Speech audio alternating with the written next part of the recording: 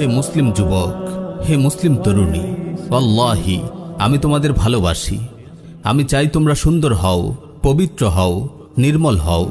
আমি চাই তোমরা আল্লাহর প্রিয় বান্দা হও, প্রিয় নবী সাল্লাল্লাহু আলাইহি ওয়াসাল্লামের প্রিয় উম্মত হও। আমি চাই তোমাদের জীবনটা ফুলের মতো সুন্দর হোক, পবিত্র হোক, নির্মল হোক। তোমাদের অন্তরটা শুদ্ধতায় ভরে থাকুক। তোমাদের হৃদয়ে উম্মার প্রতি ভালোবাসা জাগুক। তোমাদের হৃদয়ে জ্বলে উঠুক সেই ঈমান, সেই জজবা, যেই জজবা ছিল বদরের কিশোর সাহাবী মুআজ ও মুআউযের হৃদয়ে, যারা উম্মার হেফাজতের জন্য বুক টানটান করে দাঁড়িয়ে গিয়েছিল, উম্মতের ফিরআউন আবু জাহলকে জাহান্নামে পাঠিয়েছিল। তোমরা যখন ভুল পথে পা বাড়াও, আল্লাহর নাফরমানিতে লিপ্ত হও, তখন মনটা দুঃখে ভরে ওঠে, হৃদয়ে খুবই কষ্ট পায়।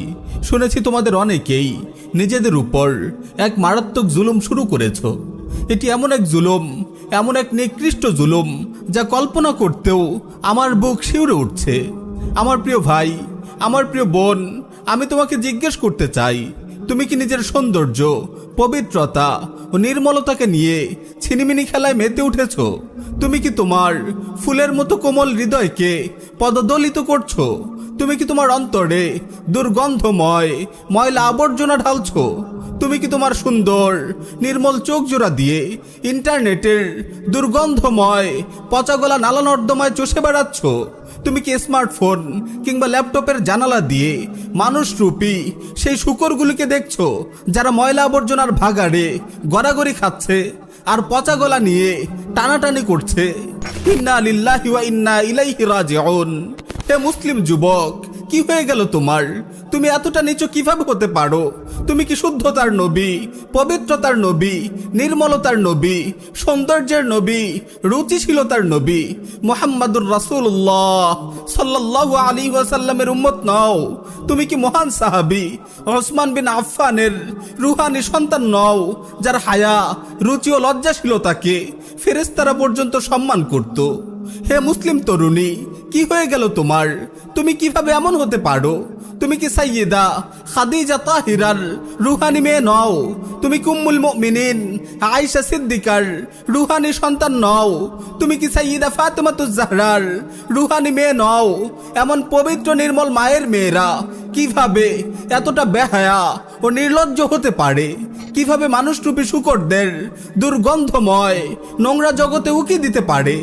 ছি, ইন্টারনেটের এই নালা নর্দমাগুলোতে যেতে কি তোমাদের রুচিতে বাঁধে না? পচা দুর্গন্ধে কি তোমার দম বন্ধ হয়ে আসে না?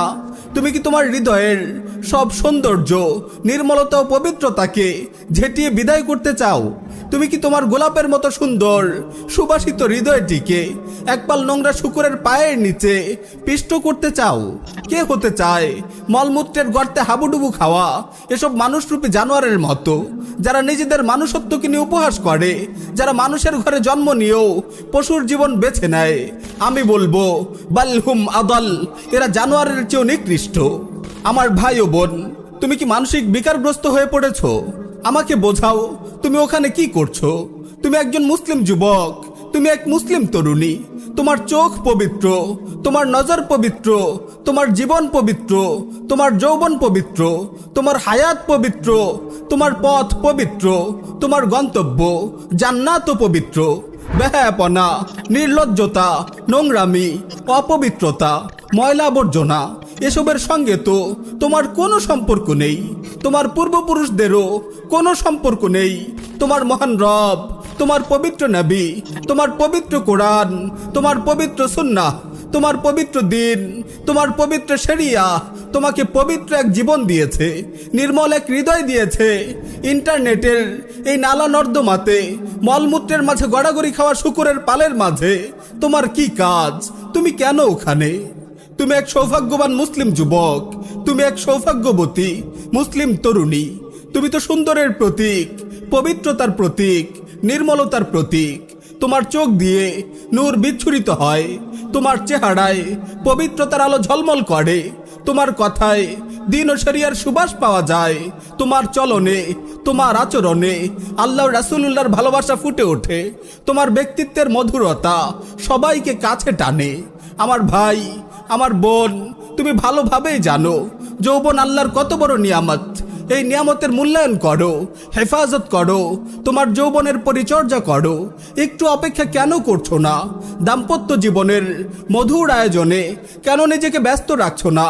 নিজের সময়গুলোকে কাজে লাগাও, নিজের কেরিয়ার গড়ার পেছনে সময় দাও, নিজেকে উপার্জনক্ষম করো। একটি সুখী দাম্পত্য জীবন গড়ার পেছনে তুমি সময় দাও। কেন ইন্টারনেটের এসব নালা নর্দমায় গড়াগড়ি খাচ্ছ? নিজের ফুলের মতো যৌবনকে ক্ষতবিক্ষত করছো। তুমি কি মানসিকভাবে বিকারগ্রস্ত হয়ে পড়েছো? কেন এমন মাতালের মতো আচরণ করছো? তুমি কি কল্পনা করো না তুমি এক মুসলিম রাজপুত্র? একদিন তুমি রাজা হবে, তোমার ঘর আলো করে আসবে এক রাজকন্যা, সে হবে তোমার রানী। মধুর এক দাম্পত্য সাম্রাজ্য হবে তোমাদের। তোমাদের দুজনের এই বাগানে ফুটবে অনেকগুলো মানবকলি, ফুলের মতো শিশুদের হাসিতে ভরে উঠবে তোমার জীবন। কিন্তু তুমি যদি ইন্টারনেটের এই অশ্লীল জগতে সময় কাটাও, তাহলে তোমার যৌবনকে তুমি নিজ হাতেই ধ্বংস করবে, নিজ হাতেই তুমি বরবাদ করবে তোমার দাম্পত্য জীবনের মধুর আয়োজনকে। আমার ভাই ও বোন, তুমি যদি ইন্টারনেটের এসব নোংরা নর্দমায় ঘুরে বেড়াও, তোমার চোখকে, তোমার অন্তরকে, তোমার জীবনকে কুলুষিত করো, তাহলে লিখে রাখো তুমি তোমার যৌবনকে বরবাদ করছো। তোমার দাম্পত্য জীবনের মধুর স্বপ্নকে তুমি জ্বালিয়ে পুড়িয়ে ছারখার করছো। তোমার জীবনের শুদ্ধতা, নির্মলতা ও সম্ভাবনাগুলোকে তুমি ঝেঁটিয়ে বিদায় করছো। তোমার দুনিয়া, তোমার আখিরাত দুটোকেই বরবাদ করছো। তুমি কি জানো না পর্নোগ্রাফির অশ্লীল জগতে ঘুরপাক খেয়ে কত যুবক, কত তরুণী তাদের জীবনকে লণ্ডভণ্ড করেছে? কত সুখের সংসার বিরান হয়ে গেছে, কত যুবক দিন থেকে ছিটকে পড়েছে। পর্নের ঘৃণ্য দৃশ্যগুলো কি সব সময় তোমার চোখে ভাসবে না? এমনকি যখন সালাতে সিজদায় যাও, তখনও কি তুমি এই জঘন্য দৃশ্যগুলো থেকে মুক্তি পাও? ইন্না লিল্লাহি ওয়া ইন্না ইলাইহি রাজিউন। ভেবে দেখো, পর্ণের নীল অন্ধকারে ডুবে থাকা অবস্থায় যদি তোমার মৃত্যু চলে আসে, তাহলে তোমার কেমন পরিণতি হবে? আমার ভাই ও বোন, তুমি মানসিক বিকারগ্রস্ত হয়ে গেছো, নইলে তুমি ইন্টারনেটের সব নালা নর্দমায় পড়ে থাকতে না। কোনো সুস্থ মানুষ এখানে 1 মিনিট থাকলেও তার পেট উল্টে বমি আসবে, তার নিঃশ্বাস বন্ধ হয়ে আসবে। তুমি কেন এই সংকীর্ণ পচাগলা নর্দমায় পড়ে আছো? এসো, আমার হাত ধরো, আমি তোমাকে নিয়ে যাব সুন্দর এক পৃথিবীতে। তুমি আমার সাথে এসো, দেখো আল্লাহ তোমার জন্য কি সুন্দর পৃথিবী বানিয়েছেন। কেন তুমি আটকে আছো স্মার্টফোন আর ল্যাপটপের চারকোনা ওই ছোট্ট স্ক্রিনে? বাইরের পৃথিবী অনেক বড়, অনেক সুন্দর, অনেক নির্মল। ওই দেখো, নির্মল নীল আকাশ চারিদিকে গোল হয়ে নেমে এসেছে। মৃদুমন্দ হাওয়া গাছের পাতায় দোলা দিচ্ছে, বাগানে ফুল ফুটেছে, প্রজাপতি উঠছে, পাখিরা গান ধরেছে। ওই দেখো, আকাশ কালো হয়ে বৃষ্টি ঝরছে, শূন্য খেলার মাঠ তোমাকে হাত ছানি দিয়ে ডাকছে। তুমি নীল রঙের ওই অন্ধকার ছেড়ে বের হয়ে এসো, খেলাধুলা করো, শরীর চর্চা করো, বাইরে ঘুরে বেড়াও, আল্লাহর সৃষ্টি জগৎ দেখো, একা থেকো না। আমার ভাই, তুমি যদি এই জীবন ও যৌবন বিধ্বংসী আসক্তি কাটাতে চাও, তাহলে নিজেকে স্মার্টফোন ও ল্যাপটপ থেকে নিরাপদ দূরত্বে সরিয়ে নাও। অন্তত 3 মাসের জন্য তুমি স্মার্টফোন ও ল্যাপটপকে বিদায় জানাও। এটি একটি অব্যর্থ চিকিৎসা। ইনশাআল্লাহ তুমি সুস্থ হয়ে উঠবে। যদি তোমার পড়াশোনা বা কাজের জন্য স্মার্টফোন ও ল্যাপটপ ব্যবহার করা জরুরি হয়, তাহলে দুটো কাজ করো। তোমার মেমোরি কিংবা হার্ড ড্রাইভ থেকে পর্নের নোংরা আবর্জনাগুলো ডিলিট করে দাও, আর ইন্টারনেট ইউজ করাও বন্ধ করে দাও। যদি পড়াশোনা ও কাজের প্রয়োজনে ইন্টারনেট ইউজও করতে হয়, তাহলে তাকে একটি লিমিটে নিয়ে এসো। প্রিয় ভাই ও বোন, সাবধান, তুমি এই নীল অন্ধকারে 1 মুহূর্ত থেকো না। তাওবা করো, অনুতপ্ত হও, অনুশোচনার অশ্রুতে নিজেকে ধুয়ে মুছে সাফ করে ফেলো। একজন মুসলিম যুবক, একজন মুসলিম তরুণী এমন অপবিত্র জীবন যাপন করতে পারে না। আল্লাহর অমূল্য নিয়ামত চোখ দুটোকে এমন নিকৃষ্ট ব্যবহার করতে পারে না। নিজেকে প্রশ্ন করো, এই চোখ দুটো নিয়ে তুমি কোন মুখে হাউজে কাউসারের পাড়ে রাসূলুল্লাহ সাল্লাল্লাহু আলাইহি ওয়াসাল্লামের কাছে দাঁড়াবে? এই চোখ দুটো নিয়ে তুমি কিভাবে হাসরের ময়দানে আল্লাহর সামনে দাঁড়াবে?